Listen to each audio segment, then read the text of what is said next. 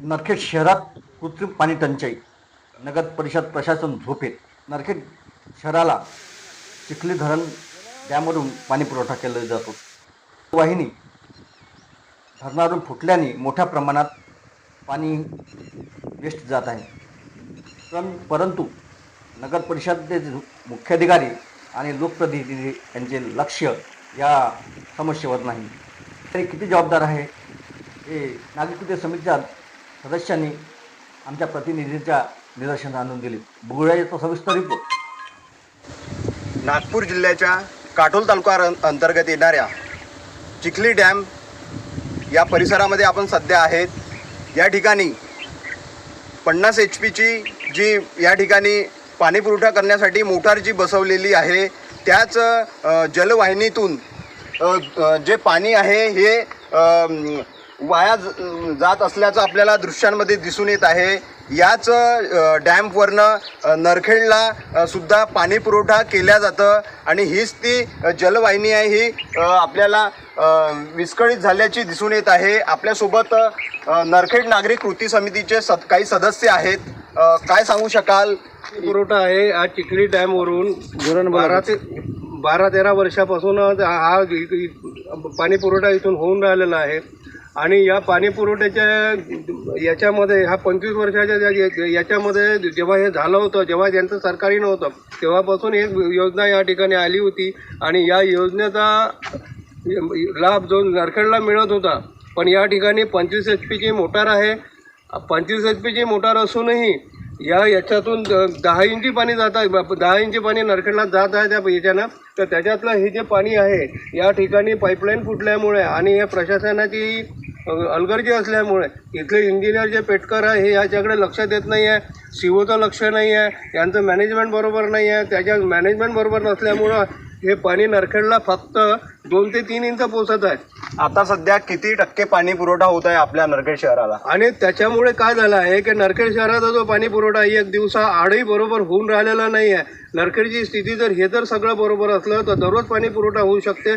एवढी कॅपॅसिटी नरखेडची असताना आज नरखेडला पाणी दूषित आहे आणि पाणी पुरवठ्यापासून वंचित आहे असं म्हटलं चाललं आहे. आणि नरखेड पाण्यासाठी ओरडत आहे. आणि हे पाणी ज्या ठिकाणून निघून राहिलं आहे हा जनतेचा पैसा आहे. हा जनतेचा पैसा इथं उधळून राहिलेला आहे.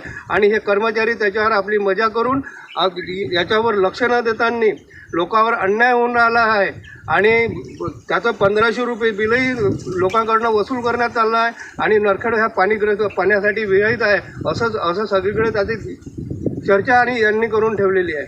माझं हेच म्हणणं आहे की हे जर सगळं मॅनेजमेंट जर बरोबर असलं, याच्यासाठी दोषी जो आहे इंजिनियर पेटकर आहे तर त्या इंजिनियर पेटकरला त्याच्यावर लवकर कारवाई होऊन त्याला सस्पेंड करण्यात यावं. कारण लोकांच्या जीवनाशी तो खेळून राहिलेला आहे.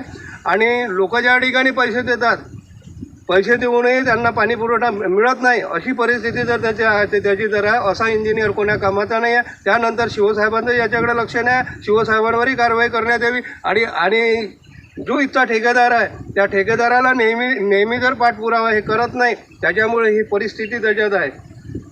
यावर नियंत्रण करण्यात यावं हे माझं म्हणणं आहे.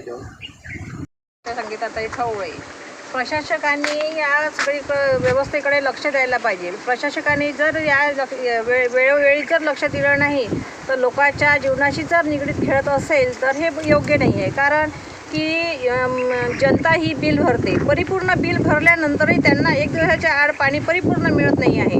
का मिळत नाही आहे? कारण की फरक हा दिसून राहिला आहे आपल्याला. कारण की इथं पाणी जी पाईपलाईन आहे ते फुटलेली आहे. प्रशासकांनी येऊन तिथं बघितलं नाही आहे, सुधारणा केलेली नाही आहे. त्यामुळं हा जनतेवर फरक पडत आहे. आणि मैं नरखेड का एक नागरिक हूँ और ये यहाँ पे देख रहा हूँ कि ये चिखली धरण में पानी बहुत वेस्टेज जा रहा है और यहाँ पे आमदार साहब भी कुछ ध्यान नहीं दे रहे और यहाँ के जो नगर सेवक जितने भी चुन के आए सब कोई ध्यान नहीं दे रहा पानी की तरफ. और बिल यहाँ पे पूरा लेते हैं 1500 रुपये महीना, यहाँ 1500 एक साल का बिल भरना पड़ता है. उसके बाद भी हमको जनता को सुविधाएं नहीं मिल रही.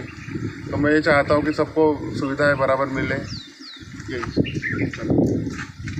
तुला पाहिलेच आहे तिथे जवळपास 2 ते 3 इंची पाणी वेस्टेज जात आहे. अजून 1-2 तुम्हाला आम्ही इथे लिकेजेस दाखवणार आहोत जिथून पाणी कमीत कमी 2-2 इंच पाणी जात आहे. त्याच्यामुळे नरखेडला मुबलक प्रमाणात पाणी पुरवठा होत नाही आहे. जवळपास फक्त नरखेडच्या नागरिकांना 20-25 मिनिटाच्या वर नळ मिळत नाही अशी परिस्थिती आहे. तरी याच्यावर शिवसाहेब इंजिनियर आणि नगराध्यक्ष यांनी लक्ष द्यावे व ही समस्या लवकरात लवकर सोडवावी.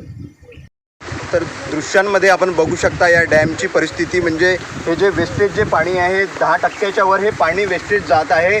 एक तर नागरिकांना वर्षाला 1500 रुपये टॅक्स मोजावा लागतो आणि त्याच पाण्याचा पुरवठा व्यवस्थित होत नाही.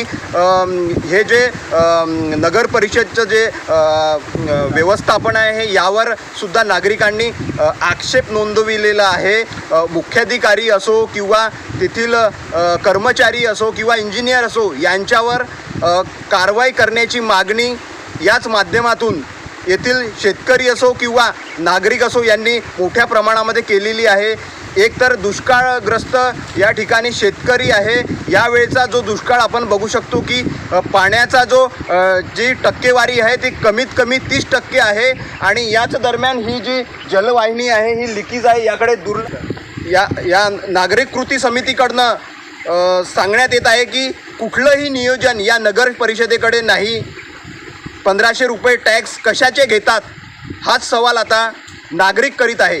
विदर्भ दर्पण न्यूजतर्फे रितेश सिंगारे, काटोल.